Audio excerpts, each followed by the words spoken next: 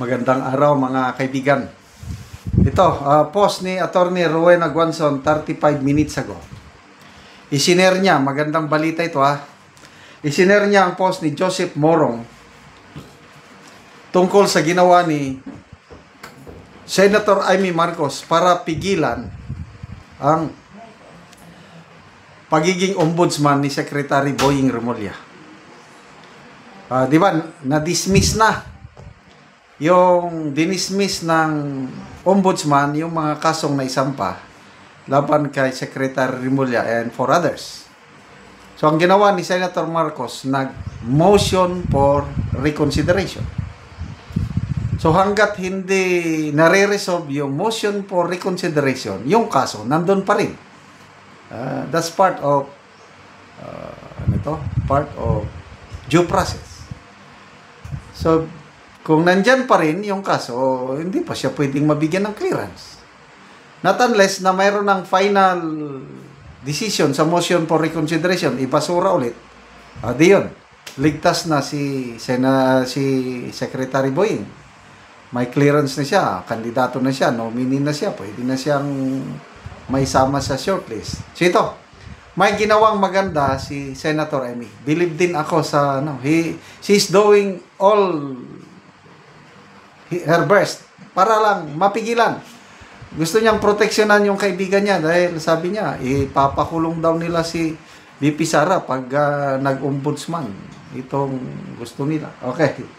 Ito, Joseph Morong na po. Senator Amy Marcos asked Acting Ombudsman Dante Vargas and panel of prosecutors to inhibit from resolving the motion for reconsideration on ruling favoring DOJ Secretary Jesus Crispin Remulla.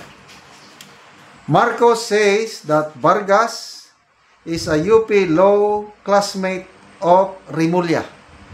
Remulla is running for ombudsman post, needs clearance. So ngayon, wala pang clearance si Secretary Boying, and I don't know how true yung post ni Kipichu na ang deadline for submission of clearance September 15. Bukas.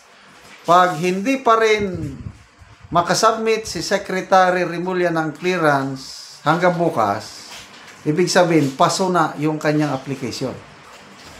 So, na-file na yung motion for reconsideration. So, hopefully, bukas, iyapuro nila, pwede nilang i-dismiss. Paano ngayon ito? Urgent motion para mag-inhibit. So, buying time. Mautak si Senator Amy. Abogado siya, kailang hindi lang nakapasa sa bar dahil hindi siya nag-exam Mag-classmate sila ni Attorney Rowena Guanzon. Kaya nagyakapan itong dalawang mag-classmate nung nagkita sila sa Senado. Ito. Isinare dito yung basta nandito yung ito, basahin ko urgent masyadong malita, kandali. Urgent motion to inhibit OIC Ombudsman Dante Vargas and the panel of prosecutors. Complainant set forth. So, medyo mahaba-haba ito. Punta na lang tayo sa prayer. Ito na yung last part ng urgent motion. Prayer, wherefore, premises considered, it is respectfully prayed that Ombudsman in charge, Dante Vargas, and the panel of prosecutors, namely, Sunday Alcantara, Clauden M. Pasaidon, sorry, masyadong malilit. 5 prosecutor ata ito. 5. Be inhibited from resolving the motion for reconsideration. Other reliefs as may be just and equitable under circumstances are likewise prayed for. Makati City, Philippines, 12 September 2025. So, what is 12? That was Friday. So, sinubmit. So, dapat i-resolve muna nila ito. Dapat may ruling na not granted. So, dahil not granted, then mag-proceed na sila na resolbahin your motion for reconsideration. So, it will take time. Baka nga, bukas, wala pang resolusyon ng mga ito, di hindi mabigyan ng clearance si Secretary Boying Rimulya. Grabe, no? Laban to the max. Okay, may comments ba? Magbasa lang ko sa mga comments, ha? Laban to the max. Nako, walang internet. So ito, mga comments. Marilyn Jokham. Mukhang naluto na, ihahain na lang. Ryan Santos, mekos na yan, insan. Tresmel, hayan, nagkatotoo na ang sabi sa hula, plan C na nila. Ito, plan C. Ken Pepa, good job, Senator Amy. Maya Tapasaw, oy, Sir Dante, huwag mo namang bias, silingan UP Sadko sir, pero lahigyo genre na mo, huwag padala sa sulsol o manipulate. Bernabe Baltasar, classmate pala alam na, planado na yan. Kasi nga, merong pag-retire ni Ombudsman Martires, merong naitalaga na OIC Ombudsman.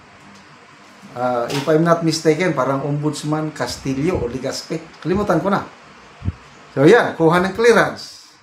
Parang walang nakuhang clearance. Mamaya, biglang inalis.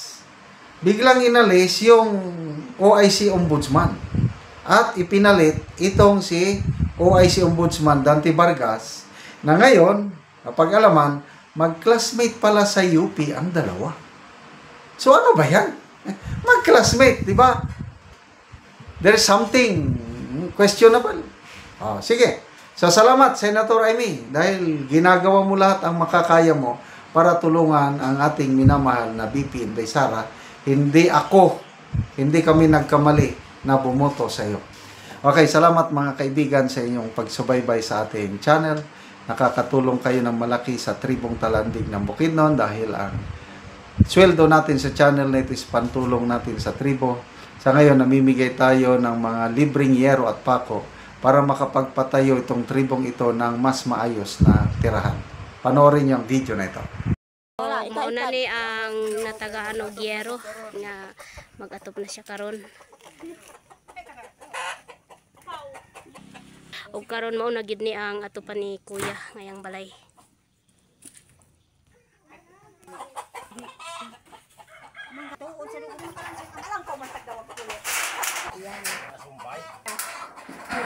Kung mo na lang gamit sa atop pag mo na lang gamit sa salog para salog o dingding. So kana siya nga balay, streamline lang siya.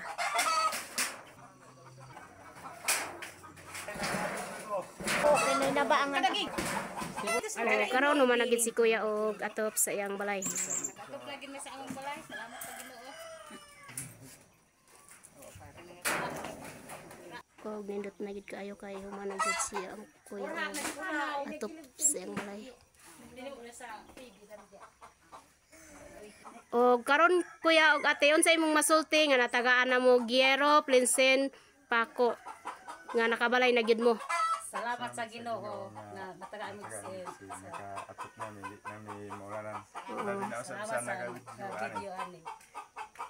Kung wala pa ning tabang, ang sen nga tabang, di pag gid makabalay, di pag gid maka kon among balay. Kay wala man may ipalit. Kay crisis mo karon sa lisod panahon. Wala pa na sa sunod nga na tabang kay ang magkinahanglan matabangan kon para na ang pareha sa makabalay sad makaatop matabangan malingan tabang matabangan pareha sa amuan na ginanang tabang na tabangan may salamat sa Ginoo nga tagaan din karon og sen apel ang video nakatan ning video salamat. Sige, salamat gid kaayo.